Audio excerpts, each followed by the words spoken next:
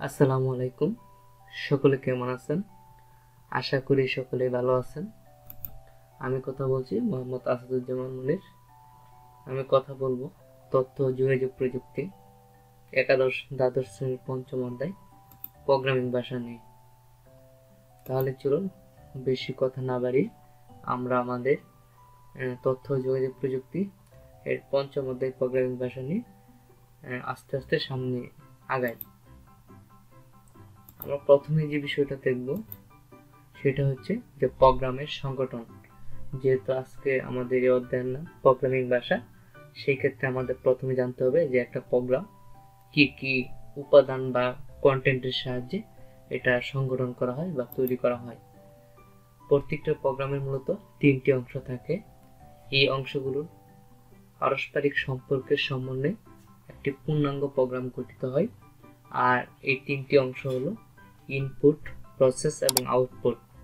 অর্থাৎ আমরা যদি কোনো একটি সফটওয়্যার ডিজাইন করতে চাই বা সফটওয়্যার তৈরি করতে চাই, সেই ক্ষেত্রে আমাদের ইউজার থেকে কিছু ইনপুট নিতে হবে এবং সেই ইনপুটগুলো প্রসেসিং করার মাধ্যমে এটার একটা আউটপুট দিতে হবে। এভাবে মূলত একটি প্রোগ্রাম তৈরি হয়। আর প্রোগ্রামের একটা অন্যতম বিষয় হচ্ছে অ্যালগরিদম, যেটা আমাদের এই সিলেবাসে ইনক্লুডেড। যে অ্যালগরিদম আসলে বিষয়টা কি? অ্যালগরিদম শব্দটি মুসলিম গণিতবিদ মুসা আল খারেজমি এর নাম থেকে উৎপত্তি হয়েছে। আর অ্যালগরিদমের মানে হচ্ছে যে কোনো একটা সমস্যা আমরা ধাপে ধাপে এটাকে কি করব, সমাধান করব। অর্থাৎ অ্যালগরিদম অর্থ ধাপে ধাপে সমস্যা সমাধান করা। আশা করি অ্যালগরিদমের সংজ্ঞাটা বুঝতে পারছেন। এরপর আমরা যে বিষয়টা দেখব যে তিনটি সংখ্যার যোগফল নির্ণয়ের অ্যালগরিদম, এটা মূলত কিভাবে লিখতে হয়। যেহেতু আমরা পূর্বেই বলেছি যে অ্যালগরিদম হচ্ছে কোনো একটা সমস্যার ধাপে ধাপে সমাধান করা। সেই ক্ষেত্রে আমাদের যেহেতু তিনটি সংখ্যার যোগফল নির্ণয় করতে হবে, সেই ক্ষেত্রে আমাদের প্রোগ্রামটা সর্বপ্রথম শুরু করতে হবে বা স্টার্ট করতে হবে। যার কারণে প্রথম ধাপে আমরা লিখেছি যে শুরু। এরপরে হচ্ছে ধাপ 2। এই ধাপ 2 হচ্ছে যেহেতু তিনটি সংখ্যার যোগফল নির্ণয় করব, সেই ক্ষেত্রে তিনটি সংখ্যা আমরা ইনপুট নেব বা ইনপুট নেই। এরপরের ধাপটাই হচ্ছে প্রসেস, যেটা হচ্ছে তিনটি সংখ্যা যোগ করি। এরপরের হচ্ছে এই প্রসেসটা বা যোগফলটা সম্পন্ন হওয়ার পর যোগফলটা আমাদের প্রদর্শন করতে হবে এবং সর্বশেষ ধাপ হচ্ছে কাজটা শেষ করে দেওয়া। এটাই হচ্ছে আমাদের তিনটি সংখ্যার যোগফল নির্ণয়ের অ্যালগরিদম। এরপর হচ্ছে আমরা যে অ্যালগরিদমটা দেখব সেটা হচ্ছে একটি ত্রিভুজের ক্ষেত্রফল নির্ণয়ের অ্যালগরিদম। মূলত একটি ত্রিভুজের যদি ক্ষেত্রফল নির্ণয় করতে চাই, সেই ক্ষেত্রে এই প্রোগ্রামেরও তিনটা অংশ থাকবে। প্রথমটা হচ্ছে ইনপুট, এরপরেরটা হচ্ছে প্রসেস, এরপরেরটা হচ্ছে আউটপুট। এখানে আমরা মূলত ইনপুট হিসাবে নেব হচ্ছে ত্রিভুজের ভূমি এবং উচ্চতা। যাই হোক, শুরু করি। সর্বপ্রথম ধাপ হচ্ছে শুরু করতে হবে। এরপর হচ্ছে ভূমি এবং উচ্চতা ইনপুট নিতে হবে। এর পরবর্তী ধাপ হচ্ছে ক্ষেত্রফল নির্ণয়ের সূত্রটি অ্যাপ্লাই করতে হবে, যে হাফ অথবা 0.5 ইন্টু ভূমি গুণ উচ্চতা। এই সূত্র ব্যবহার করে আমাদের ত্রিভুজের ক্ষেত্রফলটা নির্ণয় করতে হবে।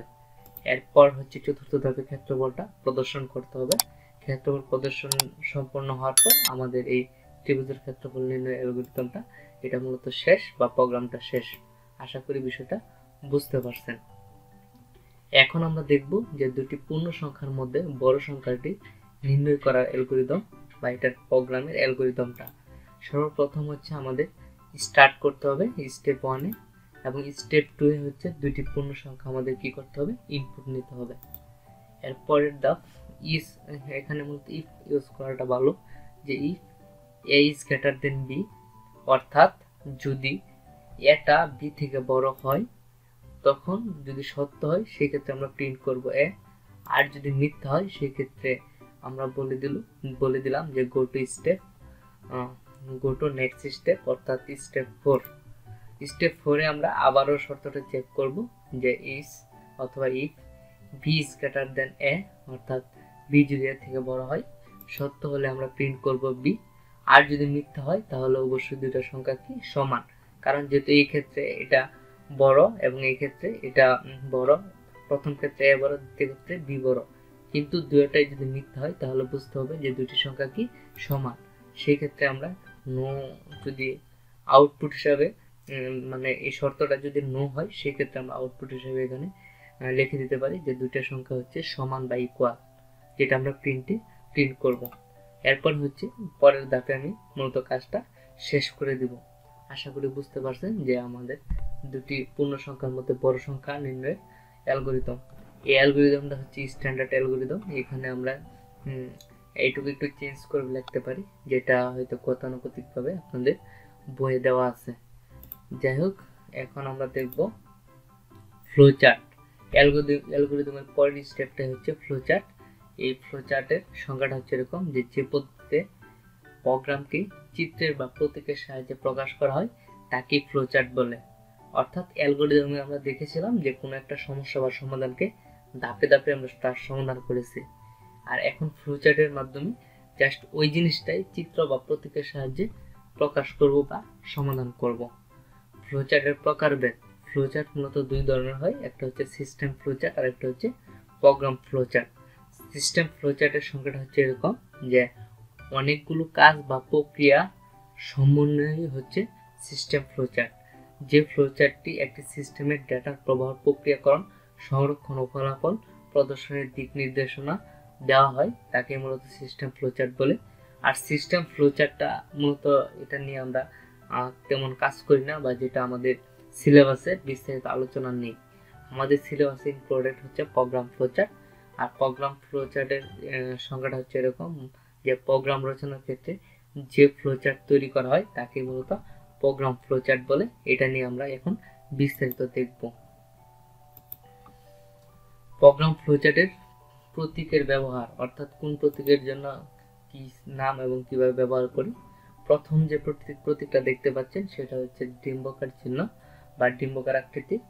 এটা মূলত টার্মিনাল প্রতীক, আর এটি প্রোগ্রামের শুরু বা শেষ এই দুইটা কাজে মূলত ব্যবহার করা হয়। অর্থাৎ যেখানে যেই ধাপে আমরা শুরু এবং শেষ দেখব ওই জায়গার ভিতরে আমরা জাস্ট এই চিহ্নটা ব্যবহার করে কি করে প্রতিস্থাপন করে দিব, তাহলে এটা প্রোগ্রাম ফ্লোচার্টে রূপান্তর হয়ে যাবে।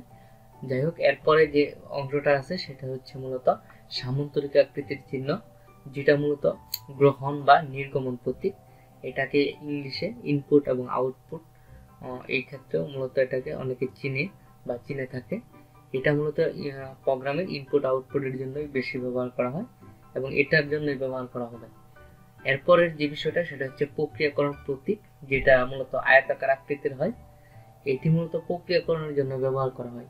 সহজভাবে বলতে গেলে কোনো মান ডিক্লেয়ার করার ক্ষেত্রে অথবা কোনো সূত্র ব্যবহারের ক্ষেত্রে আমরা মূলত এই আয়তাকার আকৃতির যে প্রতীকটা আছে এই প্রতীকটা ব্যবহার করব। এরপরে আমরা আরো কিছু প্রতীক দেখব। এগুলোর মধ্যে প্রথম যে প্রতীক সেটা হচ্ছে হীরক আকৃতির প্রতীক, যেটা মূলত সিদ্ধান্ত গ্রহণের ক্ষেত্রে আমরা ব্যবহার করি। যেমন আমি একটু আগে দেখেছিলাম যে দুটি পূর্ণ সংখ্যার মধ্যে বড় সংখ্যা নির্ণয়, ওই জায়গায় আমি এ ইজ গ্রেটার দেন বি যে ওয়ার্ডটা বা যে শব্দটা লিখেছিলাম, এখানে যেহেতু একটা সিদ্ধান্ত নিতে হচ্ছে যে সত্য হলে কি হবে, মিথ্যা হলে কি হবে, সেই ক্ষেত্রে আমরা জাস্ট এই হীরক আকৃতির চিহ্নটি ব্যবহার করব। আশা করি বুঝতে পারছেন। এরপরের যে অংশগুলো আছে সেটা হচ্ছে তীর চিহ্ন বিশিষ্ট যে সরলরেখার প্রোগ্রাম, সেটা মূলত প্রোগ্রামের প্রবাহ নির্দেশ করবে। অর্থাৎ একটা স্টেপের পরে আরেকটা স্টেপ কোন দিকে হবে বা তার প্রতীকটা কিরকম হবে এই জিনিসটা নির্দেশ করবে হচ্ছে আমাদের এই তীর চিহ্ন বিশিষ্ট সরলরেখার প্রোগ্রাম প্রবাহের নির্দেশক। এরপরে সর্বশেষ যে প্রতীকটা আছে সেটা আমাকে মূলত বলা হয় সংযোজন প্রতীক, যেটা মূলত একটা বড় ফ্লোচার্টের এক পৃষ্ঠা জায়গা যদি না হয় তখন অপর পৃষ্ঠায় যাওয়ার জন্য এই প্রতীকটি বেশি ব্যবহার করা হয়। তাছাড়া আরো বেশ কিছু ক্ষেত্রে এটা ব্যবহার করা হয়, যেমন একাধিক প্রবাহ তীর চিহ্ন যদি আসে এটাকে মূলত কানেক্টর হিসাবে বা সংযোগ হিসাবে আমরা এই চিহ্নটি ব্যবহার করে থাকবো।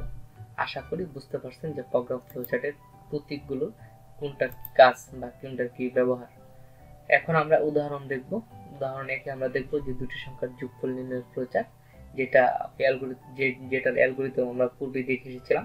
প্রথম স্টেপই ছিল শুরু, যেটা আমাদের এখানে আমরা এই যে দেখেন শুরুর জন্য ডিম্বকার চিহ্ন দিয়ে স্টার্ট লিখেছি। এরপরে হচ্ছে দুটা সংখ্যা ইনপুট নেওয়ার কথা ছিল, যে ইনপুট নাম্বার 1 এবং নাম্বার 2 দিয়ে দিলাম। এরপরের কাজ ছিল যোগফল করা, যেটা আমি সাম ইকুয়াল টু নাম প্লাস নাম 1 প্লাস নাম 2 অর্থাৎ নাম্বার 1 প্লাস নাম্বার 2 এটা যোগ করব। যোগ করার পর হচ্ছে আমাদের যোগফলটা প্রদর্শন করার কথা ছিল, যেটা আমরা মূলত এই আউটপুট সাইন এটা ব্যবহার করে আমি জাস্ট এখানে প্রিন্ট সাম লিখে দিলাম এবং সর্বশেষ স্টেপে আমরা এটাকে শেষ করে দিব। তার মানে এটা হচ্ছে আমাদের টার্মিনাল প্রতীক বা শুরু প্রতীক। এখানে এটা হচ্ছে আমাদের টার্মিনাল প্রতীক, শেষের প্রতীক। এরপর এটা এবং এটা কিন্তু একই প্রতীক, কারণ হচ্ছে এটা সামান্তরিক প্রতীক। এটা দিয়ে আমরা মূলত ইনপুট এবং আউটপুট নির্দেশ করি। এরপরে যে প্রতীকটা ব্যবহার করছি সেটা হচ্ছে প্রক্রিয়াকরণ প্রতীক। এটা মূলত আমি বলেছিলাম যে কোনো মান ডিক্লেয়ার করার ক্ষেত্রে অথবা সূত্র ব্যবহারের ক্ষেত্রে আমরা মূলত এই প্রতীকটা ব্যবহার করব।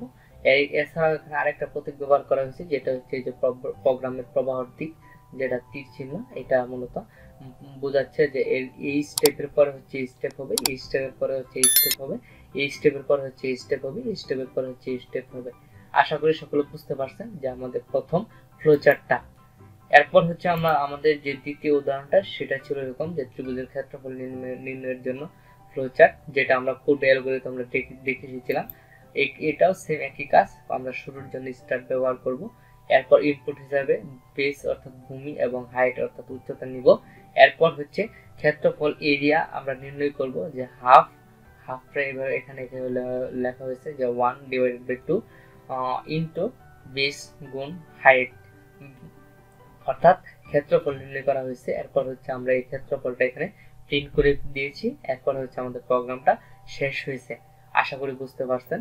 এরপরের যে স্টেপ সেটা হচ্ছে আমরা যেটা দেখেছিলাম যে দুটি সংখ্যার মধ্যে বৃহত্তম সংখ্যা নির্ণয়ের জন্য এই যে অ্যালগরিদম, সেটা শুরু থেকে আমরা স্টার্ট ব্যবহার করেছিলাম। এরপর হচ্ছে ইনপুট হিসেবে দুটো সংখ্যা নিয়েছিলাম। নেওয়ার পর প্রথম আমরা যে শর্তটা দিয়েছিলাম যেটা হীরক আকৃতির ক্ষেত্রে, যে a is greater then b, যদি সত্য হয় তাহলে আমি বলছিলাম যে প্রিন্ট করার জন্য a, আর যদি মিথ্যা হয় তাহলে আবার আমরা বলেছিলাম যে গো টু নেক্সট স্টেপ। এখানে আমরা আবার চেক করেছিলাম যে b is greater then a, যদি এটা সত্য হইতো তাহলে আমরা প্রিন্ট করেছিলাম b, আর যদি মিথ্যা হয় তাহলে আমরা এখানে প্রিন্ট করেছিলাম যে প্রিন্ট ইকুয়াল। এখানে জাস্ট আমাদের প্রিন্ট এটাও যদি হয় তাহলে আমরা এটা এই প্রোগ্রাম প্রবাহের দিক দিয়ে এটা এখানে নিয়ে আসবো। প্রিন্ট পিউ যদি সত্য হয় সেক্ষেত্রে আমি এটাকে এখানে টেনে নিয়ে আসবো। এখানে আমরা একটা সংযোগ চিহ্ন দিতে পারতাম, যেটা এখানে দেওয়া হয় নাই, আপনারা এখানে দিয়ে নেবেন। সংযোগ চিহ্ন দিয়ে জাস্ট আমরা এটাকে ইন করে দিব, তাহলে হচ্ছে আমাদের এই ফ্লোচার্টটা সম্পূর্ণ হয়ে যাবে। আশা করি সকলে বুঝতে পারছেন। যাই হোক, আজকের মতো আমরা এখানেই বিদায় নিয়ে নিব। আবারও দেখা হবে পরবর্তীতে নতুন একটা ভিডিওতে। সেই ভিডিওতে আর নতুন কিছু নিয়ে কথা হবে। সেই পর্যন্ত সকলে ভালো থাকবেন, সুস্থ থাকবেন। আজকের মতো আমরা এখানেই বিদায় নিচ্ছি। আল্লাহ হাফেজ।